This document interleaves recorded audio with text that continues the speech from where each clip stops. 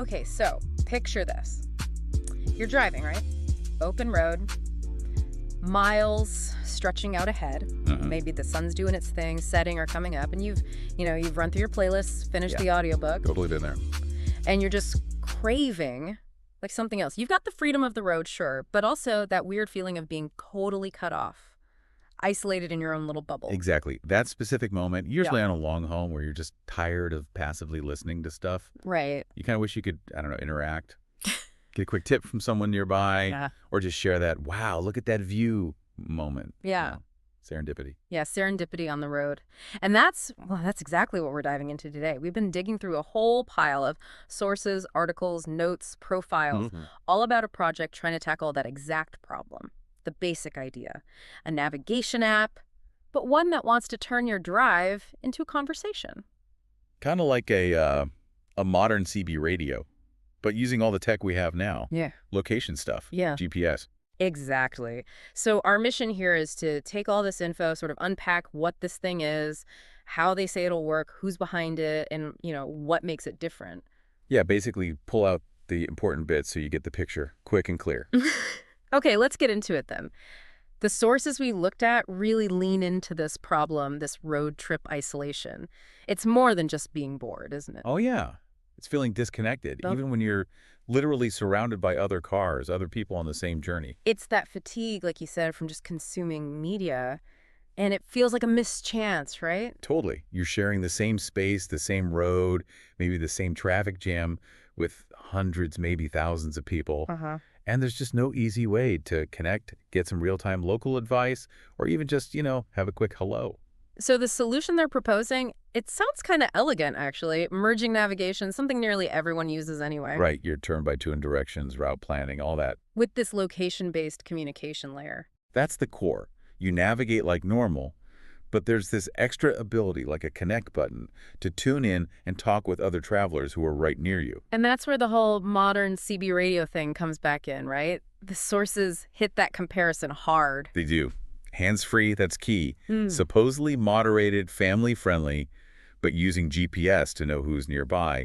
The big promise is, well, serendipity, spontaneous connection. Okay, so how does that actually work under the hood, making those connections happen? It all hinges on location tech, obviously.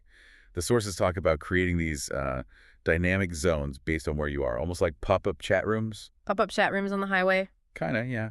They call them GeoSnap chat rooms. They mention using tech like H3, that's a system for dividing the map into these hexagon shapes. Oh, right. I've heard of that, for managing location data efficiently. Exactly. And it's all built on a map interface. Mapbox gets mentioned specifically. So as I'm driving, the app figures out which hexagon I'm in and connect me with others in that same little zone. That's the idea. And the main interaction is real-time voice chat. They're using tech like FairMeeting or Jitsi. Those are open source tools, usually for video calls, but adapted here just for voice. Interesting. And the first version, their MVP Phase 1, they say is already functional and is web-based. Web-based. So you might not even need to install an app right away. Potentially, yeah, for the basic location-to-voice bit. Though it's designed mobile-first, simple UI, that sort of thing. Okay, now this is the crucial part, I think. Moderation and safety. How do you stop these rolling chat rooms from becoming, well, awful? Yeah, that's obviously huge. And they seem very focused on making it family-friendly. They talk about a dual-layer approach to moderation. Okay, layers. What are they? So one layer is AI, using large language models, LLMs. This AI can apparently act like a sort of local travel expert right in the chat. How so? Well, it could answer practical questions. The sources give a great example, like asking, hey, where's the nearest clean bathroom? Huh. Okay, that's genuinely useful on a road trip. Way better than trying to Google it while driving. Right. And this AI also helps moderate the chats in real time, flagging dodgy stuff. But AI isn't the only thing. No, they stress that. There are also human travel experts involved in moderating. The goal is keeping it welcoming, keeping it safe for everyone. And they've got this specific anti-trolling mechanism, something they've even filed a patent for. That sounds important. It really does. Seems central to the whole safety promise. The sources break it down into two main parts. First, they keep the group size small in any chat zone, like under 7 people. Okay, so it's not a huge free-for-all, more intimate. Exactly. Keeps it manageable. And second, this is clever, they shuffle the connections periodically. mentioned as roughly every 15 minutes. Ah, so you automatically get moved into a slightly different group of nearby folks after a bit. Precisely. So the idea is that combo small groups, frequent shuffling, makes it really hard for anyone to cause persistent trouble or target someone. It's trying to balance that spontaneous chat with a controlled, safer space. And you can be anonymous too, like use an avatar. Yeah, they mention using anonymous personas or avatars. So you get privacy while still being able to chat. It really sounds like they've put a lot of thought into the potential downsides. Okay, so who's putting all this thought into it? Who's actually driving this thing? The sources name two key people, Howard Page and Puya Dayan. Right. Howard's role is listed as CEO in one place, CTO in another, suggests he's deeply involved technically. Yeah.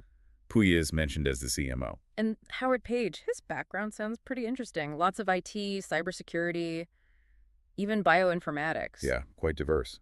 And his LinkedIn apparently mentions the whole idea sparked like 10 years ago on a really long drive. Ah, so it comes from personal experience. That often makes for a compelling product. Definitely. And it's noted as being a really small team right now, just the two of them pushing it forward, solving a problem they felt themselves. Okay, so they have this idea, this small team. Where is the project now? And what's the roadmap look like? Well, like we said, the MVP phase 1 is done. They've got the basic web version proving the location of voice concept works. Got it. And phase 2 is the full app experience. That's the big next step, yeah. Building a proper mobile-first native app, iOS and Android. Using things like React Native or Capacitor. Right. Tools to build for both platforms efficiently. And this is where they plan to add all the bells and whistles. Actual turn-by-turn navigation, voice guidance, rerouting if you miss an exit. Seamless audio so you can still hear the chat if you switch apps quickly.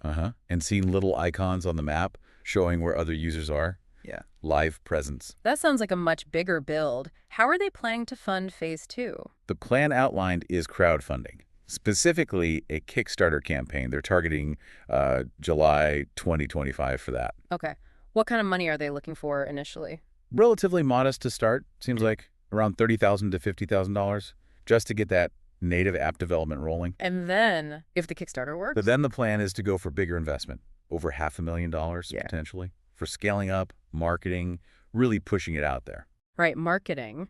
How do they plan to get people, using this? It needs users to be useful. Totally. Their strategy sounds very community-focused, getting influencers involved, road trip people, van lifers, travel bloggers. Makes sense. Using social media, obviously, Yeah. trying to build partnerships, and really involving those early adopters through beta testing, maybe even letting them help name things, like the app or a mascot. So building buzz from the ground up. What about growth? Any projections? They mentioned some models, starting with maybe 5–10% growth month over month, but hoping to ramp that up to 30% MOM as things take off. Ambitious. Okay, let's talk business model. How does this thing actually make money, if it takes off? It's planned as a freemium model, so a free version with the basic features. Supported by? Ads, primarily. Yeah. Audio ads. The sources suggest these might play, briefly when you join a chat zone, or maybe as relevant ads along your route. Like, hey, coffee shop at the next exit. It's exactly that kind of thing. They've even modeled it out a bit, thinking about impressions per user, potential CPM rates cost per 1,000 impressions, somewhere in the $8 to $18 range, which sounds pretty standard for audio ads. Okay, so ads are the base. What about paying users? What's the premium offer? They're looking at a premium subscription, maybe around $5 a month. And that gets you? Ad-free experience is the main one mentioned. Also, possibly private chat features letting you set up your own closed groups, maybe with friends or family on the same trip. Okay. Beyond the public, serendipitous chats. Right. And they're kicking around future ideas, too. Things like community tools, maybe letting influencers offer special content within the app, brand partnerships like sponsorships. What about data? Location data is sensitive. They do mention potentially licensing aggregated, anonymized road usage data, but, and they seem to stress this, it will be strictly opt-in and very focused on user privacy first. Good to hear. The sources also mentioned they're tracking things like CAC, customer acquisition cost, and operational costs. Yeah, just briefly.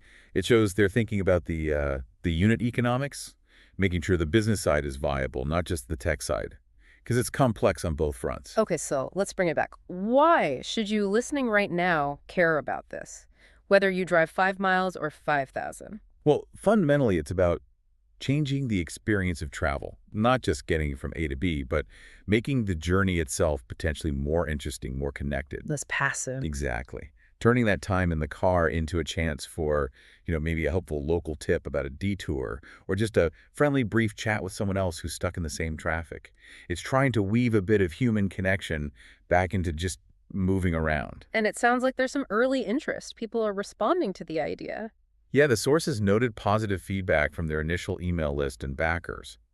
People seem keen on the core idea, but also really value those safety and moderation features we talked about. And it's not just a North American thing. Apparently not. That they mentioned seeing interest from Europe, Asia too, suggests that feeling that road trip isolation or just the desire for a bit more connection while traveling is pretty universal. It really does tap into something our current GPS apps just don't touch, doesn't it? Yeah, they get you there, but they don't really address the experience of getting there. So here's something to think about.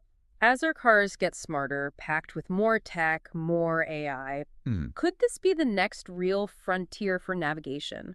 Not just efficiency, but making the journey itself feel more, well, social. Hmm. And if so, how does something like this, trying to balance anonymity with real-time voice, but with strict rules, how does that change how we might connect, even briefly, with strangers on the road? Definitely something to ponder next time you're facing a long stretch of highway. Step up your game, join the unicorns club, making